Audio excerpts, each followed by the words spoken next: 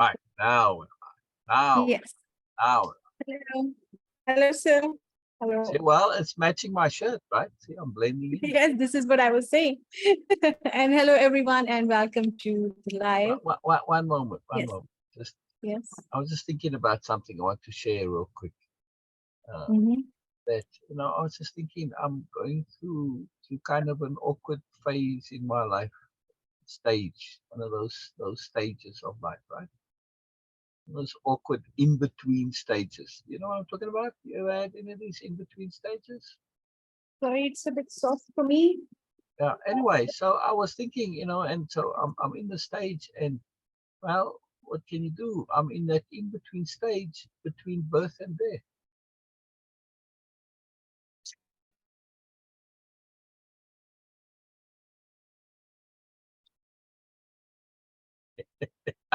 I love when my jokes completely and utterly bomb. Your voice was so soft. Your sound was so soft. Oh! I said I'm in that awkward in-between stage. I'm in between birth and death. Oh, yes, we all are. It's a joke, all right. A terrible joke, I guess. But no, but this is very, very interesting because we all are in an awkward stage because we are in between the birth and the death. Yes, it's an awkward life. We all are living a lot of things awkward in this life. So sorry, but I didn't mean to, but it was like, okay, you were very soft. And I was not getting anything. I tried really hard to hear. Anyway, hello and welcome, everyone. Hang on, let me turn up the microphone. Okay. I'm not going to say third time hello, by the way. One moment, Beena. One moment. Sorry, Facebook was being weird, playing loud noise here, and let me try and turn up my microphone volume. There we go. Is that better now, Beena? Yes. Yeah. See, I'm not using the headset. I know I have it on. I'm hoping it starts to work, but I'm using the other mic. So in the meantime, we'll just use the other mic on the camera. But I had to turn up the volume. All right, go ahead. Sorry, just weirdness. No problem. It's a good start, by the way. The way you said, try to crack a joke, but it's a deep philosophy right there. It's a deep philosophy right there that humans are in an awkward stage of being in between of birth and death. Exactly. We know that it's a twilight zone. It's a buffer zone we are in, and it is actually very good to be aware of. It is an awkward life we are living, and because some understanding says that, okay, yes, actually humans or any species have an eternal life because the energy is eternal. It's always just exist in some form or another, but energy never dies, and we all are energy too. But this momentarily staying in this awkward position of between birth and the transformation. I'm not going to use the word death because for me it doesn't exist. Right. Between birth and transition. Right. Yes. Exactly. Between birth and transition, it's an awkward, like it's like just waiting on airport that you know that, okay, you need to go. And then you are just, you already left your home. And now you are just staying and waiting for your flight. But still we enjoy life.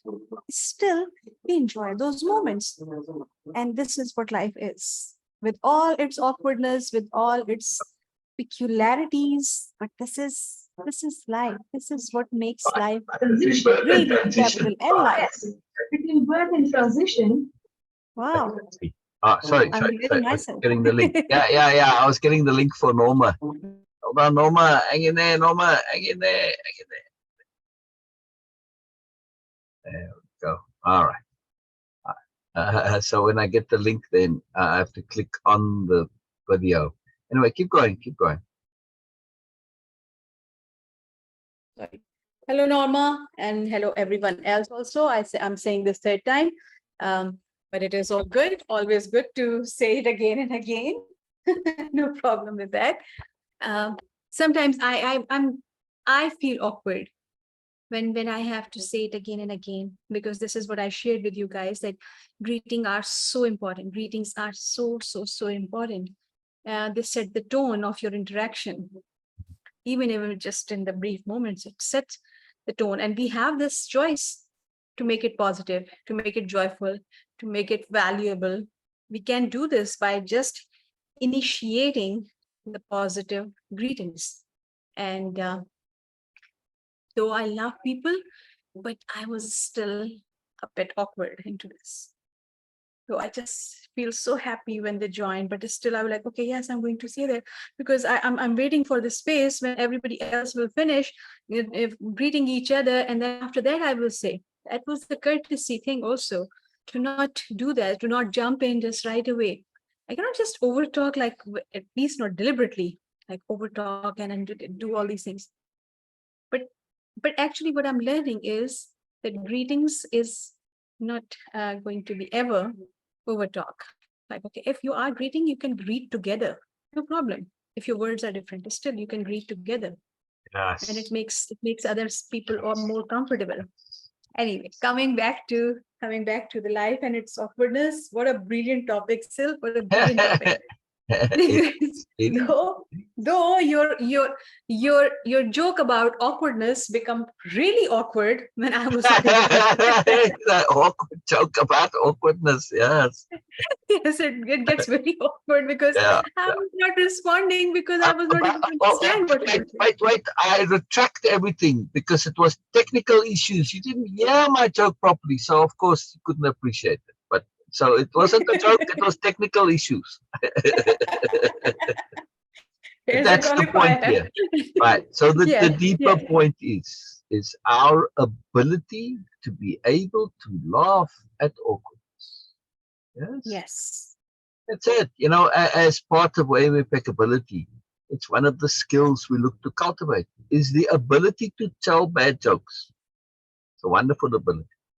Because if you can laugh at them yourself. I mean, if you enjoyed the joke, I enjoy you enjoying the joke. The fact that the joke bombed is very amusing to me. So it works both ways. And of course, in this particular case, there's a bit more to the joke, as you picked up on, right? That we're in that awkward in between stage between birth and transition. And that's it. Okay. Life is just awkward because we constantly in a situation of not knowing. And as soon as we discover something and learn, yes, right, we temporarily all excited. Oh, I've got this wonderful realization and understanding, etc. But Mhm. then very soon after that, realize, oh, there's more, right? So we have to always be. The more we know, the more we realize how much we don't know. And thus we live in perpetual awkwardness. The more we know, the awkwardness of not understanding, not knowing, and the awkwardness of knowing that we don't know. So we have to become comfortable with this awkwardness. It's just always there. It's part of life. It's what life is all about. The knowing of not knowing. Norma is here. Hello, Norma. Hello, Norma. Hello, Norma. Wonderful, Norma. Yes. Wonderful. Love when you're here. Love when you're As usual, I have a short story to share with you guys, especially Oh, with Syl. listen. Recently, I have an experience when someone I recently met, and they said something about some incident in my past, the way no one ever say anything about in that particular way. And they asked me a question. It's a very precise question, that in those moments, what happened? And though I got that question immediately, but I was not ready to give up on that, because that was something very personal. And I was like, okay, no, they might not be asking this. So I'm not going to preempt, or I'm not going to just voluntarily just say something. So I said, I didn't get it. What do you mean by that? Because I was doubtful that this Mm, direct question cannot be. Anyway, they asked the same question again, and I knew that they exactly pinpoint and they get something very precisely. And then I said, okay. And I was awkward in those moments. I was awkward, not because that I was shy to share that thing, not because that I don't have something to share with, but the awkwardness was because of the awareness. When someone with awareness come to you and in interaction, they say something, even people who are very confident, people who have peace of being, people who have self-trust, okay, not optimum, but more or less they have that, and confidence also. And they are very clear about things, whatever they are discussing, still they can get awkward. And in those moments, I realized that why I was feeling awkward. I was feeling for a few moments I was awkward because of the grace of awareness. And that was the moment I realized that it happens so many times with Syl also. Yes, he is a very high energy person, but also the grace of awareness makes other people awkward. And that awkwardness, Not always. yes, I'm just okay. Sorry, just to be precise. Yes, they can. It can make them. At least then that moment I realized later that I have experienced that many times, not personally, but with other people. It's not because that Syl is some like, okay, his persona. No, it's the grace of that awareness becomes so grandiose sometimes for us. We feel awkward. Don't know how And to we deal need with to, it. sorry? We don't know how to deal with things that are Exactly, familiar or exactly. overwhelming. It is like, okay, yes, it's not like, okay, oh, you caught me red-handed, that type of thing. No, No, no, it's just it the is not like, awkwardness of okay, oh, unfamiliarity. I was not willing to share. No, but it is just the grace of that awareness in those moments. It, it just grabs you in that way that you feel awkward, that like, what to do with this? Because you know that this is right now, it is true. In this moment, it is true. Right now, in this moment, it is valuable. Right now, in this moment, it is actually touching you very deeply. But we get awkward because we don't know. We never been touched in that same way before. Our awareness never been touched by other awareness in this way before. That's why we feel awkward with this. And that awkwardness, if we don't grab ourselves, if we don't compose ourselves, if we don't acknowledge that, yes, I am feeling awkward because of this, we assume some different perspectives. Like, oh, so, okay, it is getting personal. Oh, maybe, okay, so he is trying to impose something, or she is trying to convey something which I don't agree with, and all sort of things. We go for the defaults of should mostly. But in those moments, I realized that when someone actually just, that you become aware that he or she is also aware, they are aware also, precisely exactly as you are aware of that particular incident in your life, or any situation or any perspective. It makes things for you a bit awkward.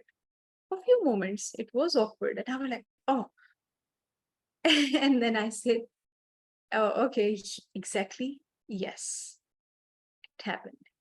And I never shared with anyone before because I don't want to put unnecessary emphasis on this thing, but it does make sense to me. Oh, And yeah. I was aware of it. Yeah. And Also, that, yes? go ahead. Go ahead. No, I was just saying that, okay. And in that moment, I realized that it was not the new or the unusual, yes, rare, but not unusual, not the absolute new thing in my life. I have experienced this via other people when I observed them, when I experienced their situation where they were feeling awkward, not because of anything else, but just by the grace of awareness. Oh. This is an important point here. This awkwardness that we have when we interact with someone, especially if that someone is coming and they bringing a moreness of whatever kind. It doesn't matter. Sometimes our innate goodness causes a problem. Why? Because we want to be polite, we want to be courteous, we want to be considerate. If I interact with somebody and wow, they're bringing a lot of moreness and I feel like I don't have anything to contribute, I feel like I'm imposing on their time, I'm wasting their time. And that makes people very uncomfortable. Of course, this is when we are still subject to contractual perception of interaction. From the new nobility point of view, this is something they pay exquisite attention to, right? Because this is very often the case for them. Yeah? So what they make a point to do and to understand is to share, and to really, really make it very clear and obvious that they are going to in their sharing, in their interaction, there's no reciprocity expected. It's not even a thought. There's no give and take and balance and evenness. No, they share because there's a deep, deep joy to sharing. And thus, it doesn't matter what you have to bring or contribute, nothing. You don't have to say a word. The sharing is the joy, right?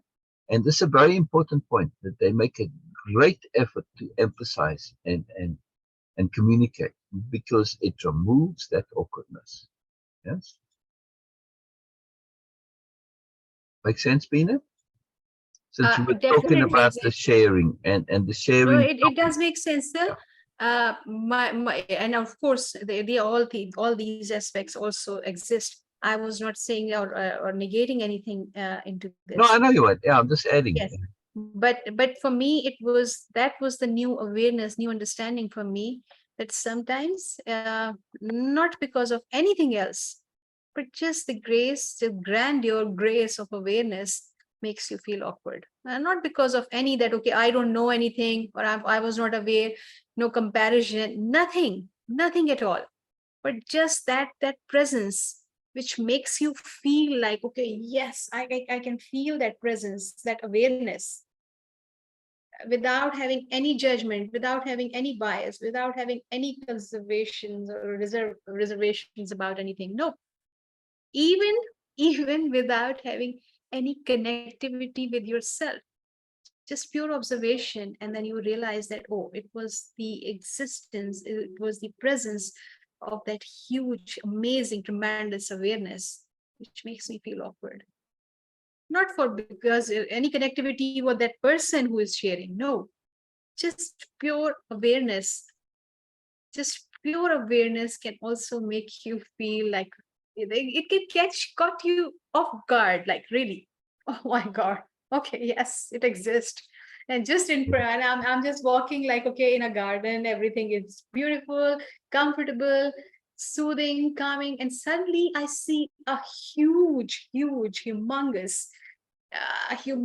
mountain in front of me, lush green, and I'm like, wow.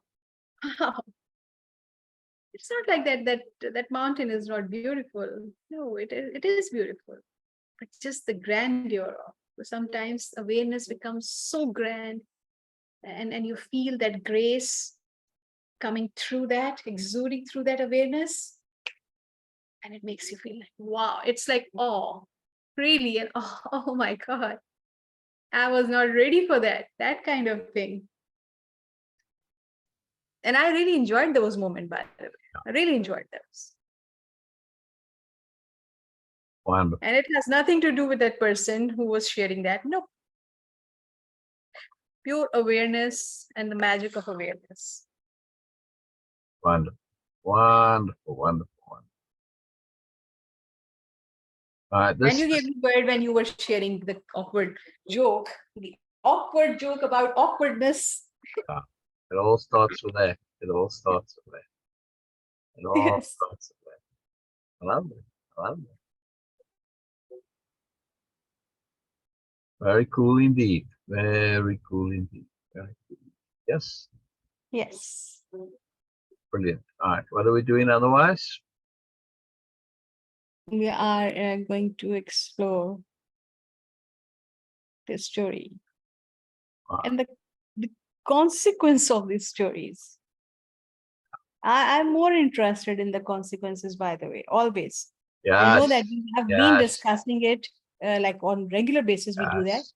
And still I want more because for me, that is the real crux, the real fruit of that story, to pay more attention Exactly. to the consequences, Exactly. implication of that story. And application, of course, because when we start to pay attention to the implications and the um, consequences, then we are looking at it via that lens of application, and that's where it matters,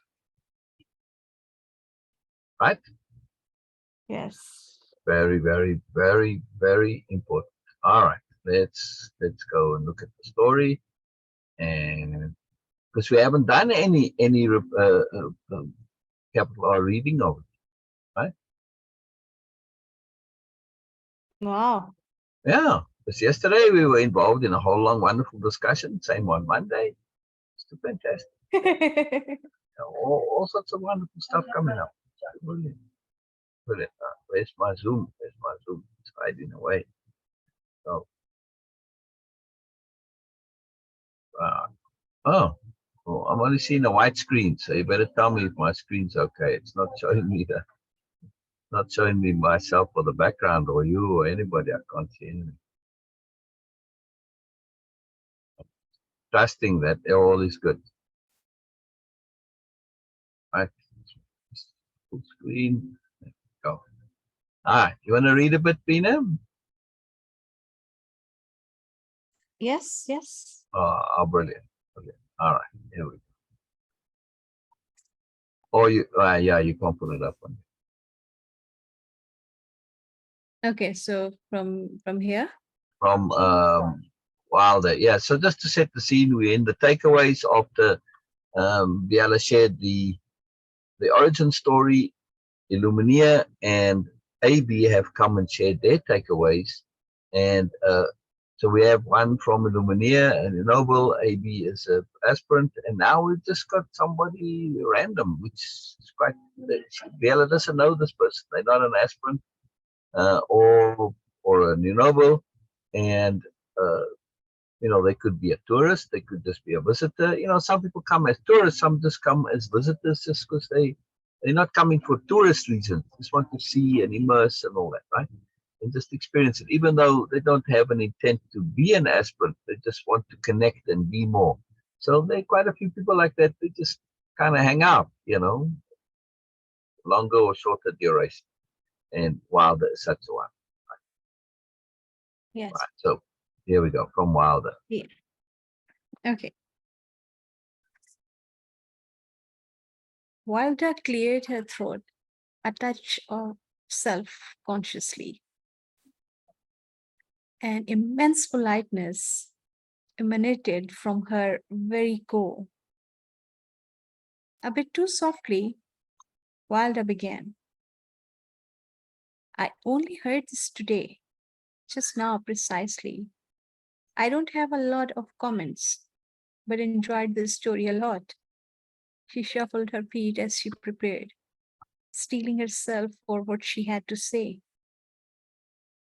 I only have a few comments, she began again.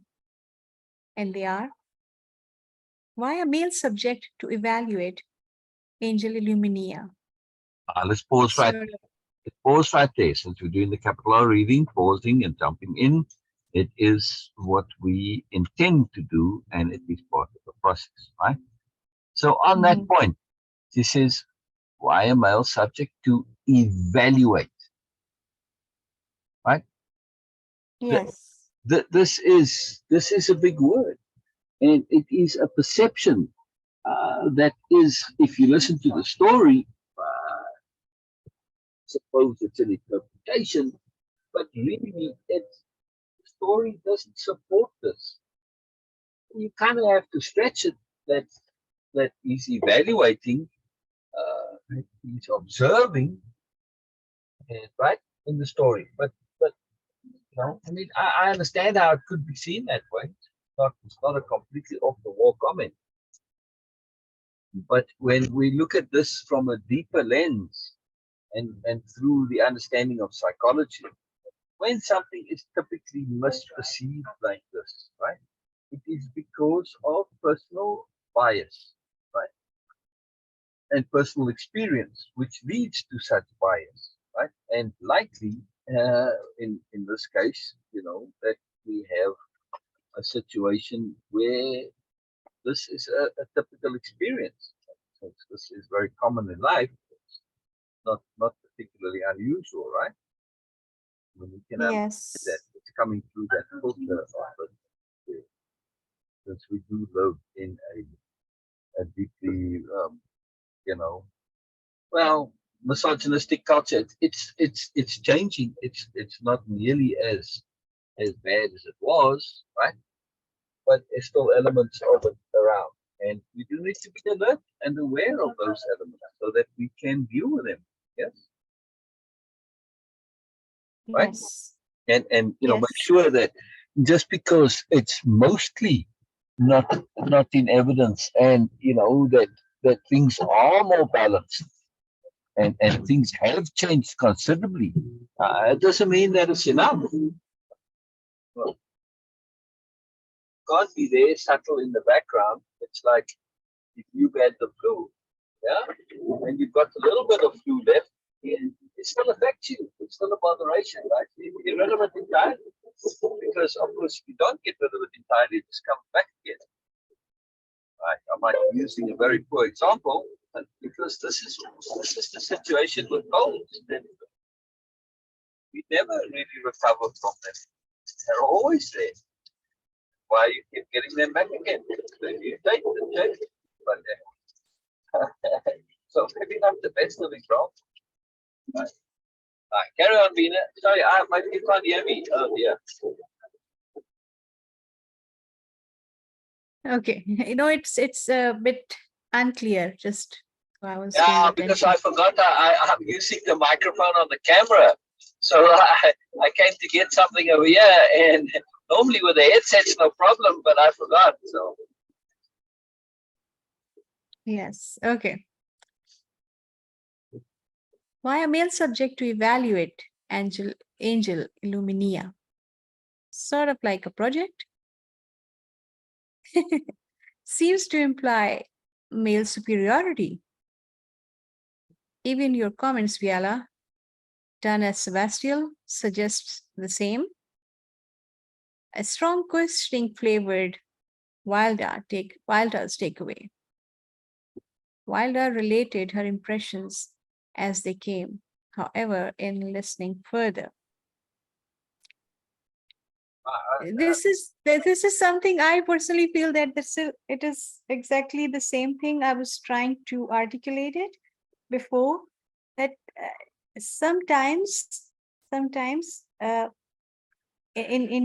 interaction, in any interaction with BMNs or any abuser in any way, um, we cue them that we are, by being oversensitive, by paying attention to these things, by being doubtful about those things continuously, we trigger that also.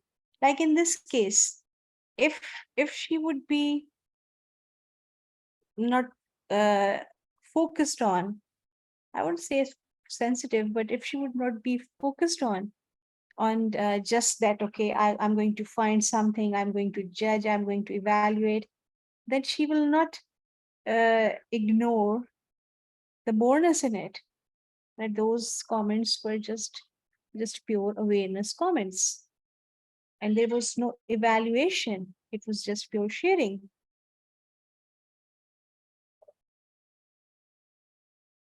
Hello. very powerful, Beena.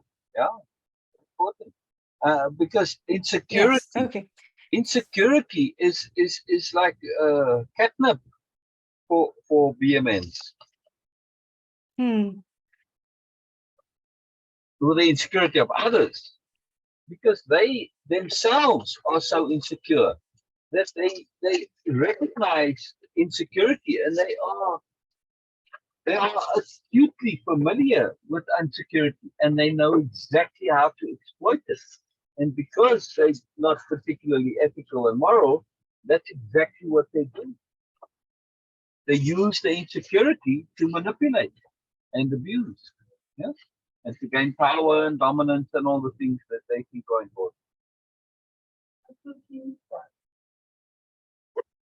Yes, and we all talk about this law of attraction or law of assumption, and that okay, where you focus, you will manifest those things in your life, even if it is true or not. I'm just using it to explain at least what my understanding is about these cueing and triggering those things in other people also, because my perception when I'm coming with the judging eyes and That mind and heart, when I'm coming from the perspective of biasness, from that, okay, yes, because he's a male, so he's going to do this. This is my own biasness right there. This is my own problem. If I would not be seeing any woman or man as woman or man, or just saying that, okay, they are sharing their thoughts. But because I personally feel that Walda, she was judging Sebastian big time right there in a right. negative way and coming with the biasness that because he's a male, so he is going to say something like that. But there's nothing like this, and could be okay, No even it evidence to could be. support it. Right. Okay, even if it would be, that would be something not appropriate from Sebastian's side. But there would be Exactly. nothing like to blame male mindset or being male there. Yeah. That would be inappropriateness of Sebastian. Right. If it But was, me coming from this yes. idea that, oh, because he is a male, so he is judging why Right. he is doing. It's a discrimination right there from Yep. my side, from a female, from a woman's side. Right. Right. I mean, Why not he can do right. this? Right. He may have been evaluating Illumina, right? The angel Illumina, Yes, but there's nothing to say. He didn't bring in the fact that she was a female and this is a female issue and he's male, and he didn't bring gender into it whatsoever. Yes. yes, yes. So yeah, it's an assumption that he's evaluating from a male perspective. First of all, the evaluation is already subjective, but it's completely not supported that it was from a male perspective. That's completely assumed. Now, it's typically so, yes, but just because it's typically so doesn't mean we can assume it to be so. And it's very important, very important discernment that we wish to utilize and live by. Yes, Yes, yes.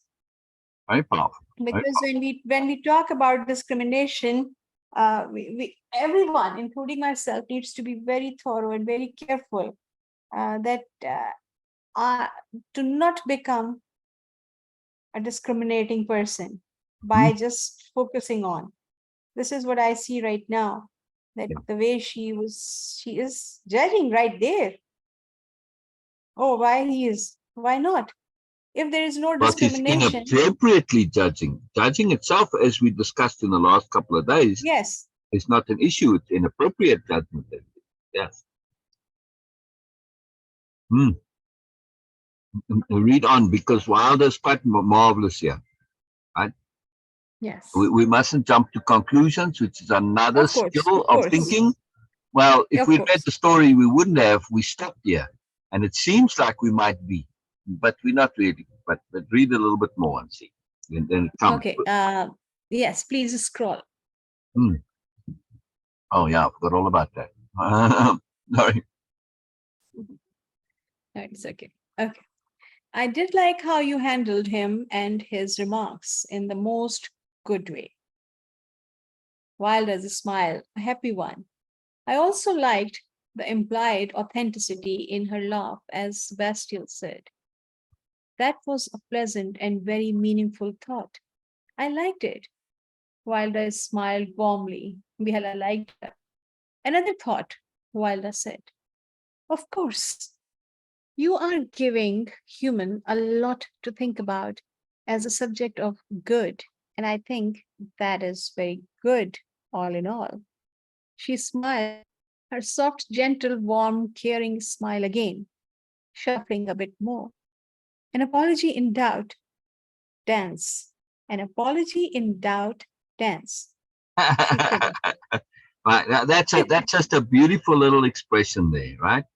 Just a little bit of Yes, writing wonderfulness there to indicate yes, that Wilder's sharing this apology because of her doubt, right? It's getting an insight into her psychology because she shared that first perception, which is the takeaway.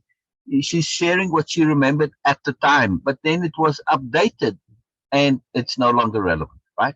So this is part of the takeaway. Wilder is very doing this very well. She has taken up and learned from it because it's not part of her the typical way of being, but she learned from before, right? Or adopted it, or maybe it is part of her typical way of being.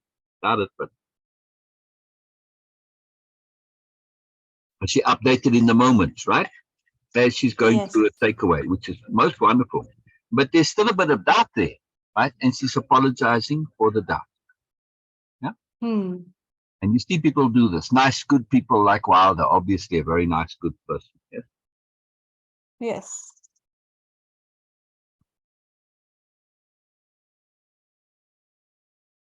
And you see that with people sometimes, right? They have that. It's, I mean, you could call it the squirming, but okay, she was standing. So yes, I'm calling it the dance. It's kind of a shuffle, I guess, just a physical bodily movement, that apology in doubt. You know, they apologize for having doubt. They apologize for doubting themselves, which is quite amazing. Yeah.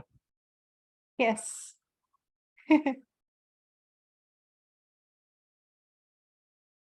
Yes. Love your telling. And so sorry, not more comments. Biella was a trifle surprised at Wilder's perceptions, but it wasn't uncommon for someone to misunderstand a story. Many factors could contribute, such as a momentary lapse of attention or perhaps a pressing personal perspective. Both Illumina and Abby's takeaways had been substantially affected by personal memories, although they had not misunderstood a fundamental part of the story. Wilder's perception presented an interesting challenge for Biella. Typically, if it had been mostly new nobles and aspirants, and someone not familiar with the story misunderstanding in such a way, one of the new nobles near the person would engage them privately. This is very interesting that personal pressing personal perspective. Mm. Mm. Right. I Oh. I always heard this pressing personal issue, but pressing personal perspective. Yes, it's a little different. They come from issues typically, but when we use the word issue, we sort of imply something that's a bit longer term, that's maybe a bit entrenched, or that has to be dealt with. That's there. But a perspective can be a momentary thing. It can just be, oh, I'm listening to the story, and what we typically do is we connect to the first thing that comes up in us. Yes, that first thing, because we've been trained at school. Whoever puts their hand up the fastest gets asked, and you supposedly get praise for this. Oh, very good. And so we try and give these quick responses, mistakenly so, because you're really just connecting to the first thing that pops up randomly. Fits. It's not necessarily the most appropriate. It's not a thought through perspective, etc. Right? And so that's why I'm calling it a perspective, not an issue. When we understand the difference, is Wilder coming from an issue? That perspective may be generated by an issue, but it may just be this first perspective that came up. As she's already indicated, that it came up, she shared it, and then she adjusted and so moved on, and then she changed it. So it is definitely a perspective. But is there some deepness underlying it? Yes, potentially. But part of the new nobility perspective is giving the benefit of the doubt, assuming the best. So Biella takes it as a perspective, which is grand. To share perspectives is wonderful because, you know, it's opened up this door for, it's a gift for Biella, especially in the context of her mandate to show what the new nobility are all about. So yeah, she gets to show it to the delegates because they're attending the story as well, right? She gets to demonstrate how to deal with such a misperception. Yeah? And whether it be perspective or issue, she's dealing with it as a perspective, which is part of the nobility mindset. Yes? Right? Yes. Little things, right? They can easily go unnoticed, but Biella is being very marvelously noble right there, yes? Yes.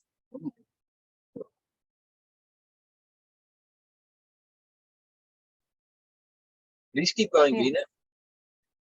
Yes. Okay.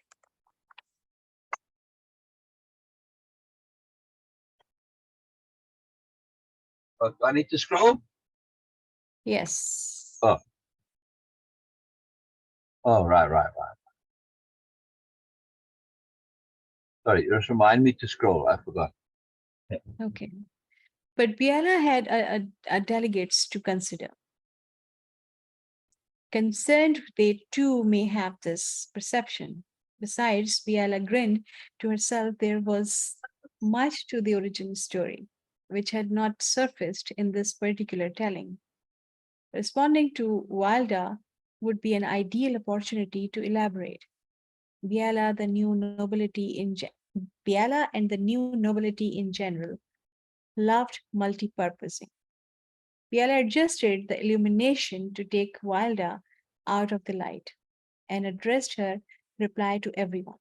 The comment about the More male. deep consideration from, Ye- yeah, right. Yes, yes. And also there's a subtlety to it, not just in terms of acknowledging Wilder's awkwardness of it. There's also the implication attached to it that by taking the spotlight off of Wilder, Biella is in that motion, indicating that she's shifting her response from being Wilder specific to being general. Yes. Yes. So now it changes to everybody else. Now they're listening with a different ear. Yes. Yes. Sophisticated Yes. nuance. Well done, Biella. Well done, Biella.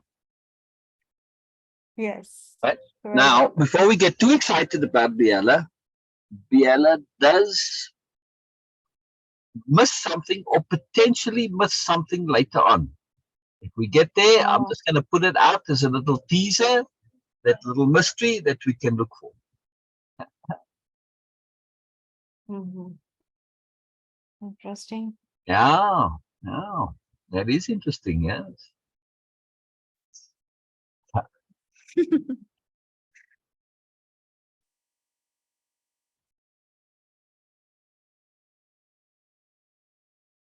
Okay. Besides Biella grid, okay, nobility in general, loved multi-purposing. Biella adjusted the illumination to take Wilda out of the light and addressed her reply to everyone. The comment about the male-female dynamic is most interesting. I'm intrigued. It initially came across as an evaluation. Sebastian loved Illuminia dearly. Beena, He loved her. Yes. uh, she says, I'm intrigued. It initially came across as an evaluation. She's acknowledging the update within Wilder's uh, takeaway. Yes. Yes. Yeah. Because she's saying initially, not that it did come across as an evaluation, right? Mm-hmm. Right. So Mm-hmm. that initially is a big word in there. It makes a very big difference. He loved her so much. He saw her as an angel. Keep in mind, She was the angel, not him. From his The fact, perspective, right? yeah, I mean, he didn't know for a fact that she was an angel. That just happened to be so, right? Uh, yes. right. I mean, this. I should put in there. I should put in there. I'm going to do that. Keep in mind. Uh, Yes.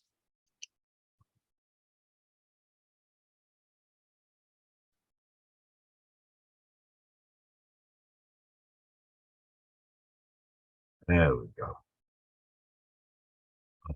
All right, keep going, Beena. Yes. She was the angel, not him. The fact that Sebastial is male and Illumina female is merely happenstance from the origin of this story. Sebastial would be a bit aghast to think there was any hint of superiority from him.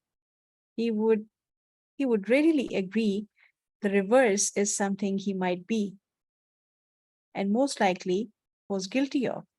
He adored and worshipped Illumina. Biella's smile reflected Sebastial's love.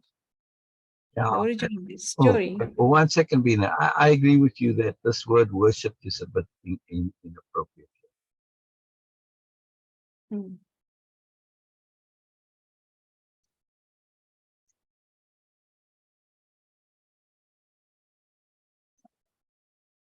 There we go. Yeah. Hmm. Capital L love. Yes. Yes. Yes. Because his love here is much greater than personal love. Yes. Yes. He, Yes. he's he's in a situation where personal love is being pressed because, well, Illumini is difficult, and she's not what you think an angel to be is. Even just a kind of a regular person, she's contentious and troublesome. Uh, so so the love is shifting, and he doesn't want to give up on loving Illumini.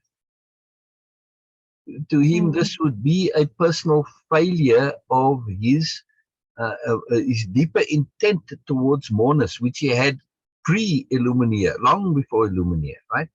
And his Hmm. intent to nobility also predating Illumina.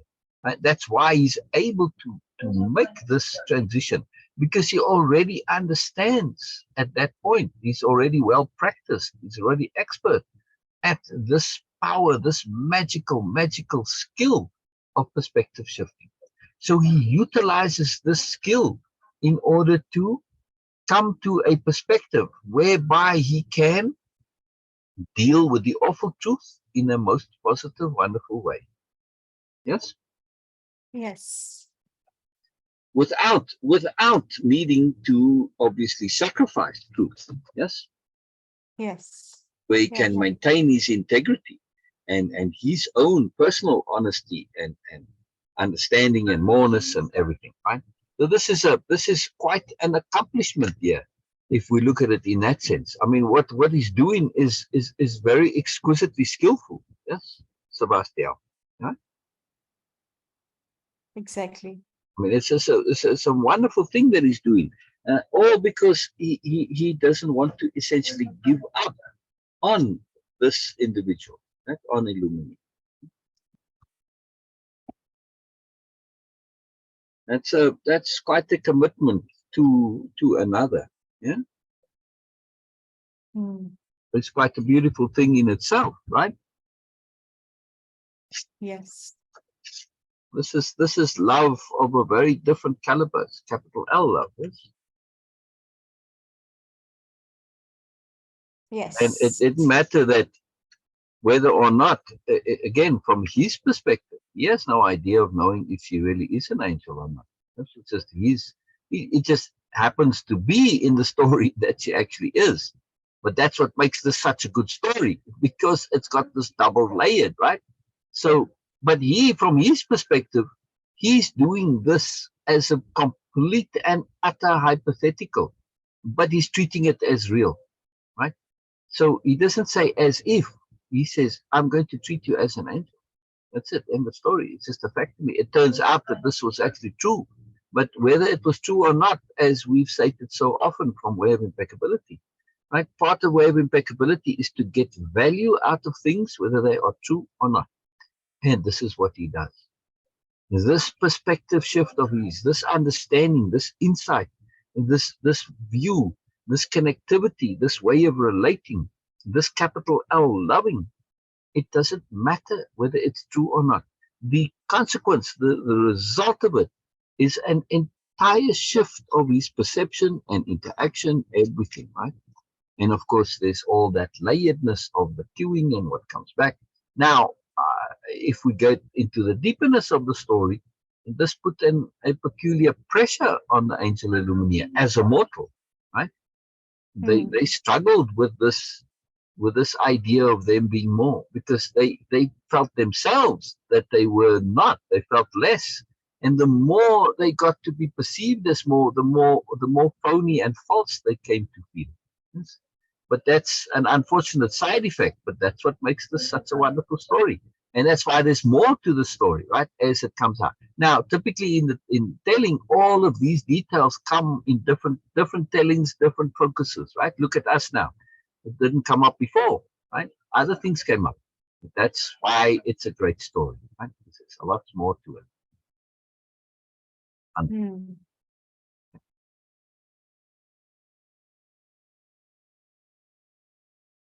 Yes, yes. The origin of this story lie, of course, with the young man. Sorry, I need to say that. The origins of this story lie, of course, with the young man. He observed and noticed this angel behavior in his dear friend. The young man would struggle to hear those comments, but he'd also welcome them, as do I. It's an invitation to examine the story afresh, to hear it from another perspective, to check and see if if perhaps there is something which might suggest such a dynamic, even though it's not meant to be there and was never ever a factor in the young man's life. Yes, now look here what Biella does, right? Yes. He says, she welcomes, right? He would struggle to hear those comments because he was so deeply anti-misogyny, right? Even from when he was a young man, this even as a young boy, even before that transformative event in his life, this was something that always mystified him. This idea that men are inherently superior. He said, if you can think, and that's it. It's your thinking is what determines you, not your gender. It's you that determines. It always puzzled him. That was such a ridiculous thing. And so obviously flawed logically that people would still somehow want to get into it, right? This is before, obviously, a deeper understanding of superiority paradigm. So he definitely struggled with that. But of course, he'd also welcome it, right, as does Biella. It's an invitation to examine the story, capital S story. It's just a capital S story. It's not just a regular story, right? Afresh. And yet from another perspective. To check and see if perhaps there's something which might suggest such a dynamic. In other words, it is an opportunity to check our expression, our communication skills. Yes? Yes. We know the story, or at least, in this case, we being us and Biella now. But somebody who's hearing the story for the first time, we need to be able to shift as writers into the ear of somebody and just communicate of somebody who doesn't know what we know, right? And we cannot assume that the facts that we know, the details that we know, are obvious to them, right? So we have to be very careful, as they would say in a court of law, to not present facts not in evidence. Right? Like you hear the objection, right, from the opposing side. They would say, "Oh, facts not in evidence." And when you say something in court, and it implies that something is a fact, if that hasn't been established as a fact, you can't say it as if it's a fact, right? Because now you're misleading the jury. So very, very cautious on this, right? So facts not in evidence, and this happens in writing all the time. It happens in communication all of the time because we know what we're talking about and we assume others do. So it's very important to be able to share things in such a way that somebody coming to it fresh doesn't get the wrong impression, right? And that's why this is such a gift here to check. And you know, for me personally, I go over that story, and like you said, there's no real evidence of it. You know, I mean that evaluation, all right. You know, he's looking at, he's assessing Illumina. Is it an evaluation? No. Is it an assessment? Yes. And do people confuse assessment with evaluation? Yes. What is the difference? Hmm. You know, I'm not looking at comments here. Maybe Norma's commenting and I'm just not noticing them because I have this full screen. Hold on, Norma. Hold on. Hold on. If you are commenting. Oh, Norma said she had to go. All right. No worries, Norma. No worries. All good, Norma. All good. All good. Stuff happens. You know, life happens. There's never an obligation here. So there aren't any comments. All right.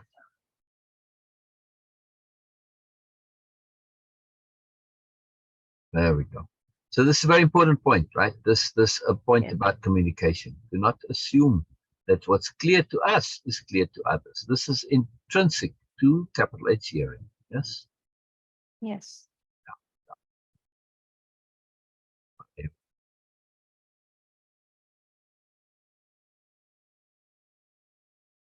Okay. He railed and actively Remonstrated. Yes. Remonstrated against the superiority paradigm all his life, and especially against misogyny. The young man, however, was honest to a fault. He recognized and acknowledged difference. He could not deny what he saw. Oh, one second. I was asking, what is the difference? I actually was seriously asking it as a question, not just as a rhetorical question. What is the difference between assessment and evaluation? Okay, for me, assessing is something, just go into details and make the facts obvious to yourself and to others. This is assessment. Yeah, But and or to judgment, others. Yeah. Sorry? And or to others. Sometimes you can just do it for yourself, sometimes for both, Yes. sometimes for others. Yes, that's why I was just adding that to yourself and to others if they are. I mean, and or to others. And or to others. Yeah. Yes, if it is needed, of course, it's all about appropriateness. Right, that's what I mean. Yeah. Yes, and judgment itself is that you are coming with a perspective to find something which suits your perspective. This is what judgment is. But in this case, we're saying evaluation, which is to put a value on things. That's what evaluation is. And typically, that evaluation is in terms of good and bad. Yeah. And it's a ranking or a hierarchical thing. You typically, right? Evaluation. It's like where you are, like you get your evaluation in the job. Yes. How well are you doing? He's not making an evaluation at all as to say how well is Illumina doing as a human being, as an angel, as a what. No, he's simply assessing what is, observing what the reality is. So evaluation is a grading, right? Whereas an assessment is an understanding, which is a very different. Yes. Yes.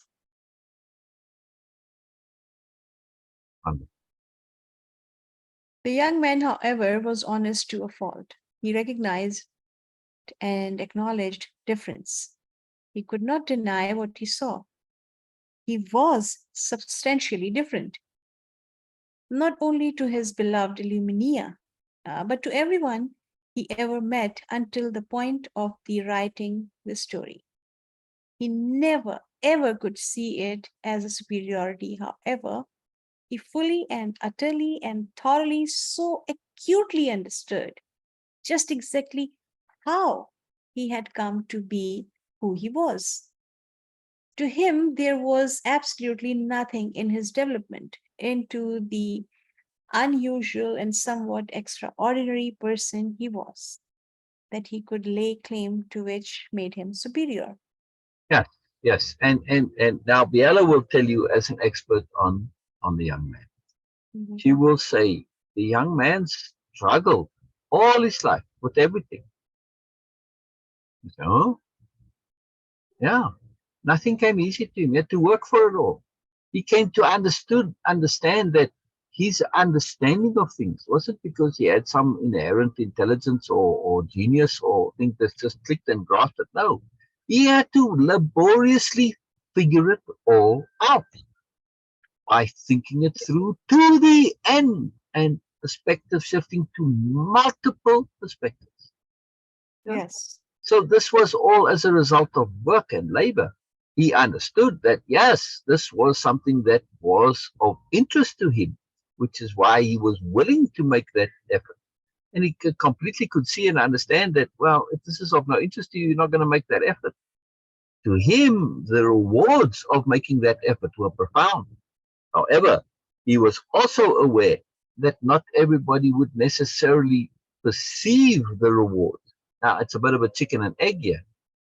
If you don't initially perceive the rewards of discernment, because you don't have the discernment to be able to see what those rewards and value of discernment would be, you're going to lose out, right? Because you just assume there's no value.